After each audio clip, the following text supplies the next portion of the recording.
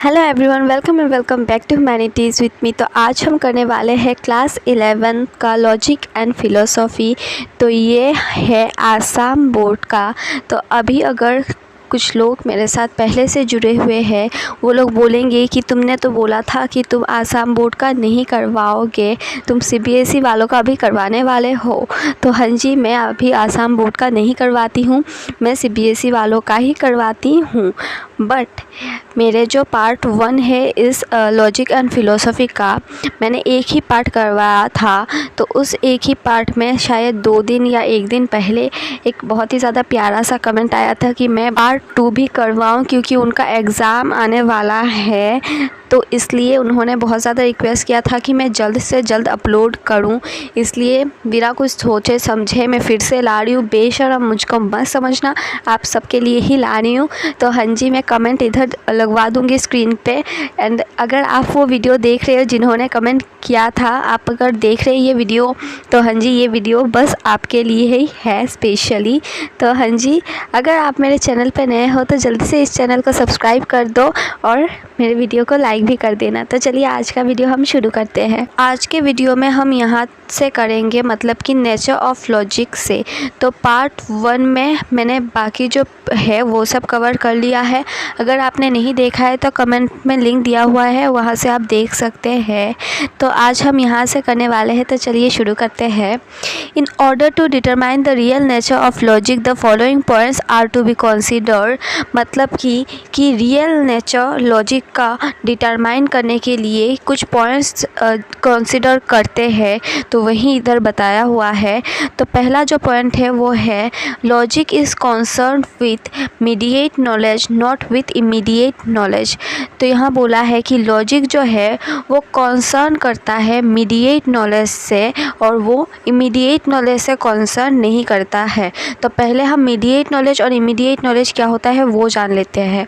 तो mediate knowledge वो knowledge होता है जिसे हम ऑब्टेन करते हैं through the medium of some other knowledge, ठीक है।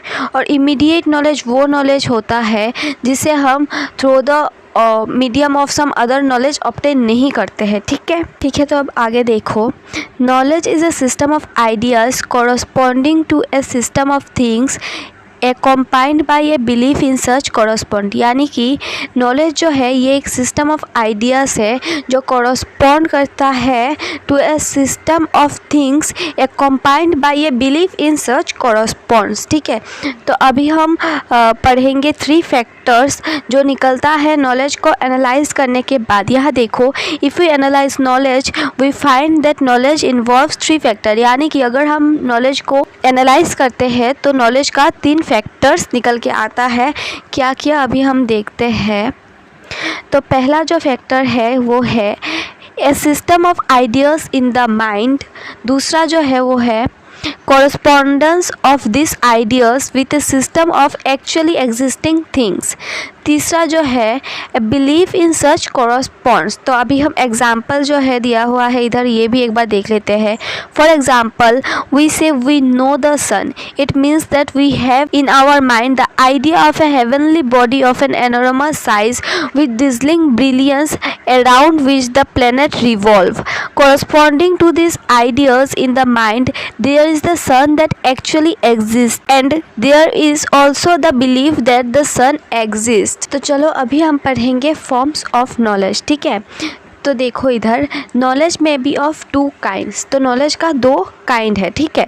तो पहला है इमीडिएट नॉलेज और दूसरा है मीडिएट नॉलेज, ठीक है। तो अभी हम पहले इमीडिएट नॉलेज के बारे में पढ़ेंगे, फिर हम मीडिएट नॉलेज के बारे में पढ़ेंगे। और वैसे भी मैंने थोड़ा सा ब्रीफली आपको पहले ही बता दिया है, ठीक है। तो पहले देखो, इमीडिएट नॉलेज क्या होता है। Immediate knowledge is that knowledge which is derive from perception external and internal, ठीक है। मतलब कि इमीडिएट नॉलेज जो है वो डिराइव हुआ है परसेप्शन से, एक्सटर्नल और इंटरनल, ठीक है। We directly come to know the objects of the external world by means of external perception. तो इधर पहले समझ लो मेरी बात को कि इमीडिएट नॉलेज को, अभी मैं जो पॉइंट्स बोलूँगी वो पॉइंट्स आप एग्ज़ाम में भी लिख सकते हो अगर डिफरेंस बताने को आया मीडिएट नॉलेज और इमीडिएट नॉलेज में, ठीक है। तो जो इमीडिएट नॉलेज है उसे हम डायरेक्ट नॉलेज के नाम से भी बुला सकते हैं, मतलब कि immediate knowledge is also known as direct knowledge. और ये भी लिख सकते हो कि इमीडिएट नॉलेज को कोई प्रूफ नहीं चाहिए, मतलब कि immediate knowledge does not requires any proof. और फिर आप ये पॉइंट्स भी लिख सकते हो कि it is a source which gives us direct knowledge. ठीक है, तो अभी आगे देखो। For example the sun, the moon etcetera. Again, we directly know our own mental states by means of internal perception, for example our joys and sorrows। तो अभी हम पढ़ेंगे मीडिएट नॉलेज क्या होता है। ठीक है, तो देखो इधर, mediate knowledge is that which is obtain through the medium of some other knowledge. तो मीडिएट नॉलेज वो नॉलेज होता है जो हम ऑब्टेन करते हैं through the medium of some other knowledge. ठीक है, the source of mediate knowledge is inference, testimony and authority. तो पहला पॉइंट आप ये लिख सकते हो कि इसे हम through the medium of some other knowledge obtain करते हैं। दूसरा पॉइंट आप ये लिख सकते हो कि इसका 3 सोर्सेस है, इन्फरेंसी, टेस्टिमोनी और अथॉरिटी। और फिर आप ये वाला तीसरा पॉइंट है कि लिख सकते हो mediate knowledge is also called indirect knowledge. ठीक है, तो जो इमीडिएट नॉलेज है उसे हम बोल सकते हैं डायरेक्ट नॉलेज और मीडिएट नॉलेज को हम बोल सकते हैं इनडायरेक्ट नॉलेज। ठीक है, तो अभी आपसे एक क्वेश्चन पूछा गया है जिसका आंसर आपको बताना है। तो ये क्वेश्चन आपको एग्ज़ाम में भी पूछ सकते हैं। ठीक है, तो क्वेश्चन ये है कि with which of this 2 forms of knowledge is logic concern. यानी कि अभी हमने पढ़ा कि नॉलेज का 2 फॉर्म है, एक है इमीडिएट नॉलेज, एक है मीडिएट नॉलेज। तो इधर पूछा है कि लॉजिक जो है किस फॉर्म के साथ कॉन्सर्न करता है, मतलब कि मीडिएट नॉलेज या फिर इमीडिएट नॉलेज के साथ। तो स्टार्टिंग में ही हमको मिल गया था कि logic is concern with mediate knowledge not with immediate knowledge, मतलब कि लॉजिक जो है मीडिएट नॉलेज के साथ कॉन्सर्न करता है, इमीडिएट नॉलेज के साथ नहीं। तो कारण भी बता देती हूँ, शायद आ जाए एग्ज़ाम में। तो कारण ये है कि लॉजिक जो है इसको चाहिए होता है प्रूफ। ठीक है, मतलब कि सबूत। और जो इमीडिएट नॉलेज है हमने पढ़ा है, इमीडिएट नॉलेज को कोई प्रूफ नहीं चाहिए। इसी कारण के वजह से जो लॉजिक है वो इमीडिएट नॉलेज के साथ कॉन्सर्न नहीं करता। जो इमीडिएट नॉलेज है वो प्रूफ नहीं देता, उसको प्रूफ नहीं चाहिए। बट जो मीडिएट नॉलेज है वो प्रूफ देता है और उसको प्रूफ चाहिए।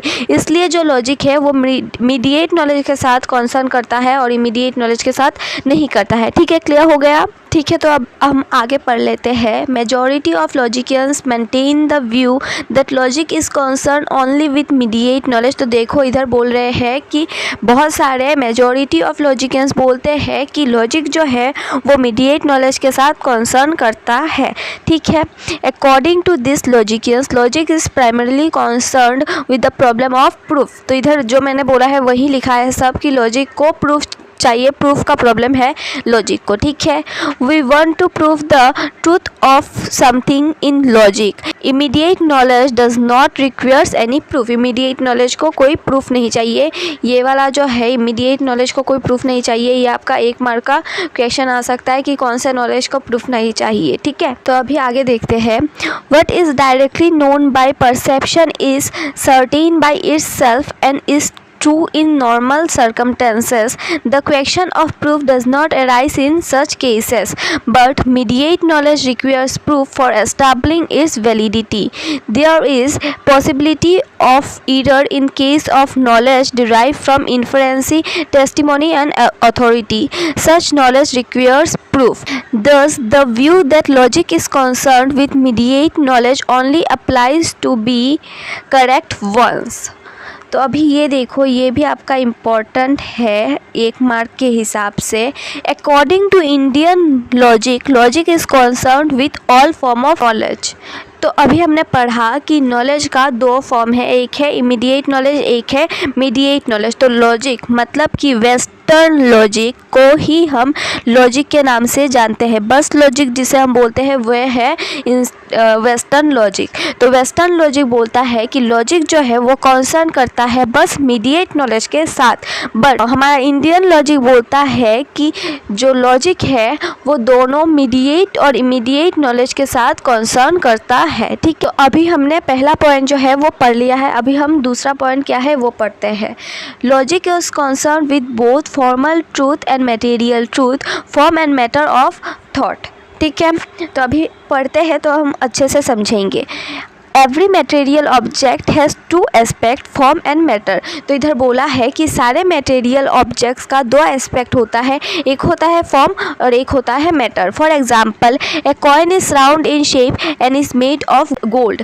तो इधर एग्जाम्पल ले लो कि आपके पास एक सिक्का है। ठीक है, तो सिक्का जो है ये होगा आपका राउंड, और जो राउंड है ये क्या है, ये इसका फॉर्म है, मतलब कि सिक्के का फॉर्म है राउंड, और ये बना हुआ है गोल्ड से, और ये आपका क्या हो जाएगा, ये हो जाएगा इस सिक्के का मैटर। ठीक है, और एक example low, A table is rectangular in form and is made of would.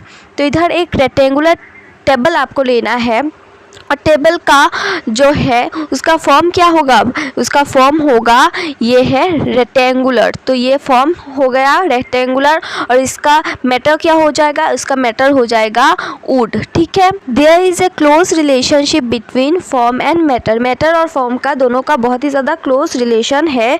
ठीक है, there can not be matter without any form और फॉर्म विदाउट मैटर। तो मैटर के बिना फॉर्म अधूरा है, फॉर्म के बिना मैटर अधूरा है, इन शॉर्ट। ठीक है, but various things made of the same matter may have different forms। तो इधर बोला है कि बट फॉर्म के बिना मैटर अधूरा है, मैटर के बिना फॉर्म अधूरा है, बट ये अलग बात है कि वेरियस थिंग का मतलब बहुत सारे चीज़ों का जो मैटर है, मटेरियल है, वो सेम हो सकता है, बट उसका जो फॉर्म है वो डिफरेंट हो सकता है। ठीक उसी प्रकार बहुत सारे चीज़ों का फॉर्म जो है वो सेम हो सकता है, बट उसका जो मटेरियल है, मैटर जो है वो डिफरेंट हो सकता है। ठीक है, तो अभी हम आगे पढ़ते हैं। Thought has also two aspects. तो थॉट का भी दो एस्पेक्ट है, फॉर्म एंड मैटर। ठीक है, by the matter of thought is meant the things thought about, and by the form of thought is meant the way in which the mind thinks about them.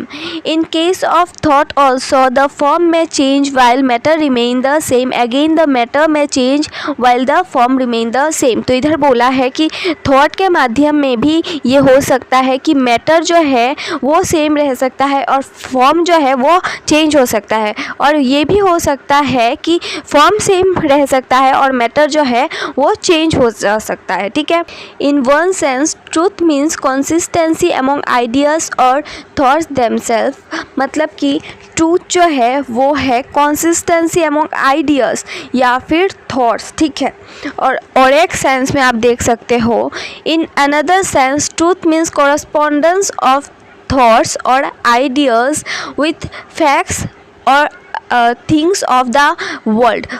और एक sense में आप देख सकते हो कि जो ट्रूथ है वो कॉरस्पॉन्डेंस ऑफ थॉट्स है या फिर आइडियाज़ है विद द फैक्ट जो हमारे एक्चुअल वर्ल्ड में है। ठीक है, तो आगे देखो, from this two sense of truth a distinction is drawn between formal truth and material truth, thus there are two aspects of truth. तो अभी ट्रूथ का भी दो एस्पेक्ट निकल आ रहा है, एक है फॉर्मल ट्रूथ और एक है मटेरियल ट्रूथ। ठीक है, अभी हम फॉर्मल ट्रूथ क्या होता है ये जानेंगे। Formal truth means self consistency और freedom from self contradiction among thoughts themselves. तो फ्रीडम, फॉर्मल ट्रूथ जो है इसका मतलब होता है सेल्फ कंसिस्टेंसी या फिर freedom from self contradiction among thoughts themselves। ठीक है, the expression circular rectangle for example is self contradictory, it is unthinkable, inconceivable in themselves, so this is not formally true,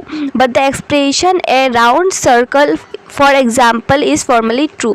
तो इधर एक एक्सप्रेशन दिया है कि सर्कुलर रेक्टेंगल, ये जो एक्सप्रेशन है ये गलत है, ये हम सोच भी नहीं सकते और हो भी नहीं सकता, तो ये गलत है, ये फॉर्मली ट्रूथ नहीं है। बट जो एक्सप्रेशन है राउंड सर्कल, ये हो सकता है और ये फॉर्मली ट्रू है, ठीक है। तो अभी हम पढ़ेंगे मटेरियल ट्रूथ का मतलब क्या होता है। Material truth means correspondence of thoughts with things of the actual world. तो मटेरियल ट्रूथ का मतलब होता है कि थॉट्स के साथ कॉरस्पॉन्ड करना जो थिंग्स एक्चुअल वर्ल्ड में एग्जिस्ट करता है, ठीक है। तो अभी आगे देखो, it consist in the correspondence of our ideas or thoughts with actually existing facts. For example, the expression green leaves of a tree is materially true as the idea correspond with a fact. मतलब कि जो ideas है, thoughts है, वो हमारे actual world के साथ असली facts के साथ correspond करना पड़ेगा। तो इधर एक expression दिया हुआ है जो है green leaves of a tree, मतलब कि एक पेड़ में हरे लीव्स है, तो ये जो है ये मटेरियली ट्रू है क्योंकि ये जो फैक्ट है ये असलियत में है। बट इधर देखो गोल्डन माउंटेन इधर दिया हुआ है, ये जो है ये मटेरियली ट्रू नहीं है क्योंकि ये असलियत जीवन में नहीं है, ठीक है। आगे पढ़ते हैं। It should however be noted that formal truth and material truth do not always go together. हमको ध्यान में रखना है कि फॉर्मल ट्रूथ और मटेरियल ट्रूथ हमेशा साथ में नहीं होते, ठीक है। Whatever is materially true is also formally true, but whatever is formally true may not be materially true। यानी कि जो चीज़ materially true होता है वो हमेशा formally true होता है, but जो चीज़ formally true होता है वो हमेशा materially true नहीं होता, ठीक है। In Western logic, two both division of logic, formal and material, have been recognized on the basis of distinction between formal truth and material truth. आगे देखो, formal logic AIIMS at the attainment of formal truth. यानी कि जो formal logic है वो aim करता है at the attainment of क्या, at the attainment of formal truth. It is concern merely with the forms of thought. तो ये जो है वो कॉन्सर्न करता है with the forms of thought, ठीक है। It deals with thoughts which are consist among themselves. In formal logic we do not question about the truth of premises of an argument। तो formal logic में हम question नहीं करते about the truth of the premises of an argument, ठीक है। तो आगे देखो, the premises are assume to be truth. जो प्रीमिसेस है वो माना जाता है कि वो सच है, ठीक है, ट्रू है। We only examine whether the rules of the argument have been observe properly. तो हम बस ये देखते हैं कि जो रूल्स है ऑफ द आर्ग्यूमेंट ये क्या प्रॉपरली ऑब्जर्व हो रहे हैं या नहीं, ठीक है। And whether the conclusion necessarily follows from the premises. और ये भी देखते हैं कि जो कंक्लूजन है वो प्रीमिसेस को फॉलो कर रहा है या नहीं। तो ये देखो, ये जो है ये इम्पोर्टेंट है। Formal logic is also known as pure logic और लॉजिक ऑफ कंसिस्टेंसी। तो जो फॉर्मल लॉजिक है इसे हम प्योर लॉजिक या फिर लॉजिक ऑफ कंसिस्टेंसी के नाम से भी बुला सकते हैं, ठीक है। तो ये आपके 1 मार्कर्स के लिए आ सकते हैं एग्जाम में, ठीक है। तो अभी हम पढ़ेंगे मटेरियल लॉजिक, ठीक है। Material logic AIIMS at the attainment of material truth. तो मटेरियल लॉजिक जो है वो एम्स करता है at the attainment of material truth, ठीक है। It deals with thoughts which must agree with the actual facts of the world। तो ये उस थॉट्स के साथ डील करता है जो असलियत के जीवन के साथ, असलियत के फैक्ट्स के साथ एग्री करता है, ठीक है। In material logic we are concern with the question whether the premises are true as a matter of fact. तो ये जो है मटेरियल लॉजिक कंसर्न करता है with the question whether the premises are true as a matter of fact. आगे देखो, and also whether the conclusion correspond to the actual fact of the world, और ये भी देखते हैं जो कंक्लूजन है वो कॉरस्पॉन्ड करता है क्या नहीं with the actual fact of the world. ठीक है, तो ये देखो ये भी इम्पॉर्टेंट है 1 मार्कर के लिए। Material logic is also known as applied logic और लॉजिक ऑफ ट्रूथ। तो मटेरियल लॉजिक को हम अप्लाइड लॉजिक या फिर लॉजिक ऑफ ट्रूथ के नाम से भी जान सकते हैं। ठीक है, generally deductive logic is called formal logic as it aims at the formal truth. तो देखो जो डिडक्टिव लॉजिक है is called formal logic. Deductive logic को हम फॉर्मल लॉजिक बोलते हैं। ठीक है, क्योंकि ये एम करता है एट द फॉर्मल ट्रूथ। ठीक है, ये भी इम्पोर्टेंट है। ठीक है, ध्यान से पढ़ना। Inductive logic is called material logic. Inductive logic is called material logic as it aims at material truth. जो इंडक्टिव लॉजिक है उसे हम मटेरियल लॉजिक के नाम से जानते हैं या फिर उसे हम मटेरियल लॉजिक बोलते हैं क्योंकि वो मटेरियल ट्रूथ के साथ एम करता है। ठीक है, आगे देखो। Logic is concern with both formal and material truth, therefore logic is both formal and material. तो अभी देखो जो लॉजिक है वो दोनों फॉर्मल और मटेरियल ट्रूथ के साथ कंसर्न करता है, इसलिए लॉजिक को हम दोनों फॉर्मल और मटेरियल बोल सकते हैं। बट पहले वाले पॉइंट पे हमने देखा है कि लॉजिक जो है वो बस इमीडिएट नॉलेज के साथ कंसर्न करता है, इमीडिएट नॉलेज के साथ नहीं। बट यहाँ हम देख रहे हैं कि लॉजिक जो है दोनों फॉर्मल ट्रूथ और मटेरियल ट्रूथ के साथ कंसर्न करता है, इसलिए हम इसे बोथ फॉर्मल और मटेरियल बोल सकते हैं। ठीक है, ये भी इम्पोर्टेंट है। तो आगे देखो। Logic determines the regulative principles of correct thinking. जो लॉजिक है वो डिटरमाइन करता है रेगुलेटिव प्रिंसिपल किसका, करेक्ट थिंकिंग का। ठीक है, and prescribe those principles to be observe in order that thinking may be correct and errors may be avoid. तो ये जो है लॉजिक प्रेस्क्राइब करता है, वो प्रिंसिपल को प्रेस्क्राइब करता है ताकि थिंकिंग में एरर्स आना बंद हो सके और करेक्ट हो जाए। ठीक है, आगे देखो। In case of an argument, if in drawing the conclusion from the premise और premises the rules of the particular form of the argument have been properly observed, then the argument is formally true. आगे देखो। Again an argument is materially true if the propositions constituting it agree with actual fact of the world. In fact, formal truth and material truth are complementary to each other. ठीक है, ये देखो formal truth और material truth जो है वो दोनों complementary है दोनों को। Truth is essentially one and indivisible. In its fullest sense, truth implies both formal truth and material truth. Taken separately, they are two aspects of truth.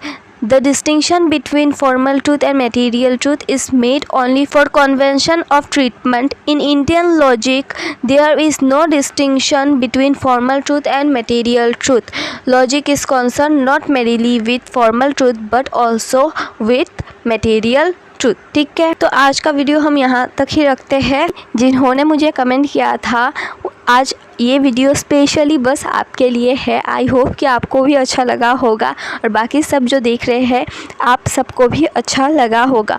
और आप लोग मुझे एक बात कमेंट करके बता दो प्लीज़ कि आप लोगों को लॉजिक का मतलब लॉजिक एंड फिलोसॉफी का नोट्स चाहिए क्या हैंड रिटन। ठीक है, अगर चाहिए मैं आपको प्रोवाइड करवा दूंगी।